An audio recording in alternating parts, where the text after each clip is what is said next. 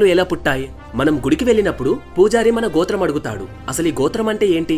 అప్పట్లో మన పూర్వీకులు చాలా మంది గోవులను పెంచుకునేవారు. గోత్రంలోని గో అంటే గోవులు, త్రం అంటే అవి నివసించే గొట్టాలు. అయితే ఒకరికి సంబంధించిన గోవులు వేరే వాళ్ళకి సంబంధించిన గోవుల గుంపులో కలవడం వల్ల వారిద్దరి మధ్యలా తగాదాలు వచ్చేవి. సో గొడవ రాకుండా ఈ గోవులు ఎవరివని గుర్తించుకోవడానికి వాళ్ళంతా వాళ్ళ మందలకు పేర్లు పెట్టుకోవడం మొదలు పెట్టారు. ఆ పేర్లే గోత్రం.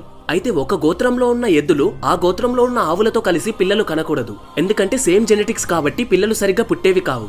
సో అవి వేరే గోత్రంలో ఉన్న ఆవులతో మాత్రమే పిల్లలు కనాలి. ఇక ఆ తర్వాత ఈ ఆవుల గోత్రాలే మనుషులు కూడా పాటించడం మొదలు పెట్టారు. అండ్ ఇక్కడ కూడా సేమ్ రూల్. ఒక గోత్రంలో ఉన్న అబ్బాయి సేమ్ గోత్రం ఉన్న అమ్మాయిని పెళ్లి చేసుకోకూడదు. బట్ రాను రాను మన వాళ్ళంతా క్యాస్ట్లు క్రియేట్ చేసుకొని ఆ క్యాస్ట్ అంతటికి ఒకే గోత్రం పేరు పెట్టుకొని తిరిగి ఆ గోత్రం వాళ్ళనే పెళ్లి చేసుకోవడం మొదలు పెట్టారు. కానీ ఋగ్వేదం ప్రకారం అమ్మాయి అబ్బాయి గోత్రాలు వేరువేరుగా ఉండాలి. బట్ ఇప్పుడు చూస్తే అలా అవ్వట్లేదు. ఒకవేళ ఇప్పుడు గనక ఒక గోత్రం గల అబ్బాయి వేరే గోత్రం అమ్మాయిని పెళ్లి చేసుకుంటే అది ఇంటర్